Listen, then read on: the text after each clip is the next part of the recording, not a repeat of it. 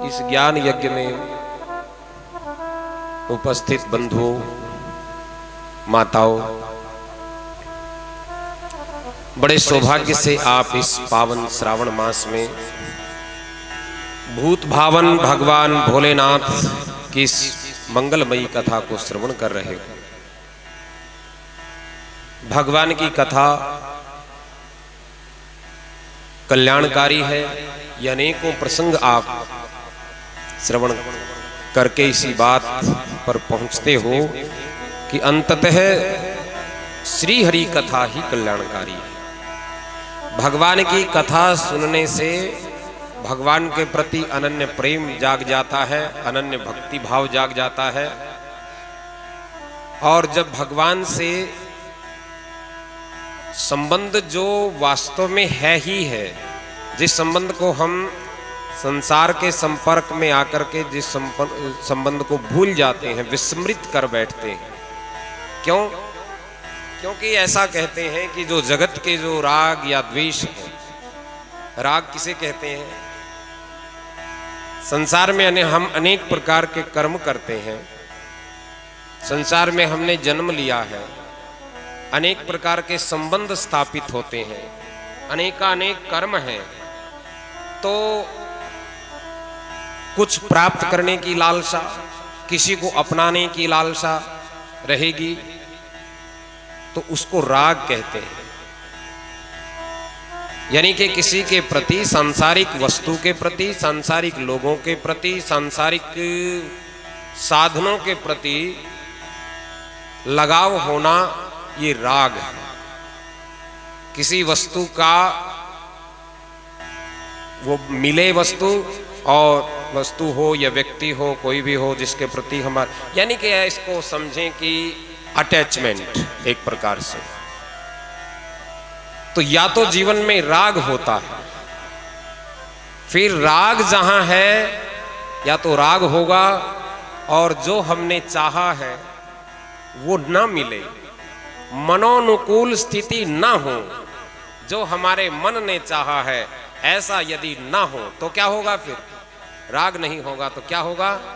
द्वेष होगा। बस ये दो ही चीजें विशेष रूप से आत्मिक प्रगति के मार्ग में ये दो फंदे हैं, ये दो फंदे हैं, ऐसा संतों ने कहा है। राग और द्वेष रूपी दो ऐसे जकड़े हुए हैं फंदे हमको, जो आत्मिक प्रगति नहीं होने देते। तो कथा क्या काम करती है? जब हम भगवान की मंगलमयी कथा को सुनते हैं, भगवान के उस स्वरूप को जान जाते हैं और ऐसे उस शाश्वत स्वरूप को जान जाते हैं, तो फिर जो वो है, जो परमात्मा है, जो वो ब्रह्म है, जो वो शक्ति है, उसी का अंश मैं हूं, मैं उसी का ही अंश हूं। हमारे वेद, शास्त्र, उपनिषद, धर्म ग्रंथ बस यही चीज समझाते हैं कि अपने स्वरूप को पहचान जाओ, मैं कौन हूं। उपनिषद इस बात को लेकर के कितना बताते हैं। मैं कौन हूं यदि पूछा जाए किसी से कि आप कौन हैं, तो हम अपना नाम बता देंगे, अपने पिता का नाम बता देंगे, अपनी जाति बता देंगे, अपने गोत्र का नाम बता देंगे, अपने पद का नाम बता देंगे, अपने मकान का एड्रेस बता देंगे, अपने नगर, गांव, प्रांत का पता बता देंगे। ये सब चीजें तो हम जानते हैं, लेकिन बंधुओं, माताओं, ये सब चीजें तो हमारे इस पंचभौतिक जो शरीर है, इस शरीर के साथ जुड़ी हुई चीजें हैं। वास्तव में जो इस शरीर के भीतर है, जो इस शरीर को, यानी कि जो प्रकाशवान सत्ता है, जो दिव्य प्रकाश है, उस प्रकाश से ही ये वाणी भी बोलती है, उसी प्रकाश से नेत्र भी देखते हैं, उसी प्रकाश से ये शरीर काम करता है। वो शक्ति, उसी को आत्मा कहते हैं। वो आत्मा, वो जीवात्मा जब इस शरीर को छोड़ जाए तो ये सुंदर शरीर यहीं पड़ा रह जाता है। ना आंख किसी काम आती है, ना कान किसी काम आता है, और कुछ भी काम नहीं आता है, सब कुछ यहीं पड़ा रह जाता है।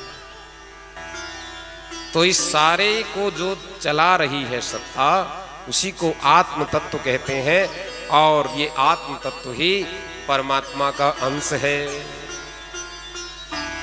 किसने ऐसा कहा? ये कौन कह रहा है बात? हमारे शास्त्र कह रहे हैं। अयम आत्मा ब्रह्मा, उपनिषद, ईश्वर अंश जीव अविनाशी, मानस, ममैवांशो जीव लोके जीव भूतो सनातन, गीता,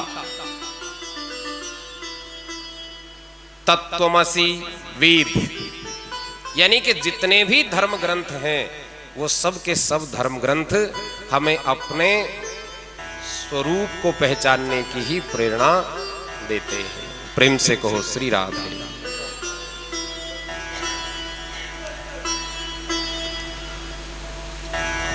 भगवान के दर्शन का, भगवान की कथा सुनने का फल यही है, यानी कि उसकी कथा सुनकर के उसका जो दर्शन है वो होने लगता है।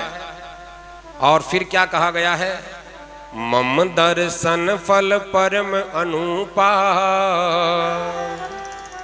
मम दर्शन फल परम अनुपा, जीव पाई निज सहज स्वरूपा, जीव पाई निज सहज स्वरूपा। ये भगवान के दर्शन का फल है। हम सोचें कि भगवान के दर्शन का फल ऐसा होता होगा हमें कुछ चीजें मिल जाएं, वो मिलती रहती है, लेकिन भगवान के दर्शन का परम फल यही है बंधुओं माताओं, भगवान की पूजा का फल यही है, भगवान की कथा सुनने का फल यही है, हम अपने सहज स्वरूप को समझ जाते हैं। तो ऐसा हमारे इन शास्त्रों ने इन कथाओं का फल कहा। पावन श्रावण मास है, सावन का महीना है, और कहीं कहीं अभी पिछले दिनों अतिवृष्टि भी हुई है। भगवान भोलेनाथ के चरणों में हम सब मिलकर के यही प्रार्थना करते हैं, यही वंदना करते हैं, हे नाथ सब पर कृपा करो, सबका ही मंगल हो, सबका भला हो।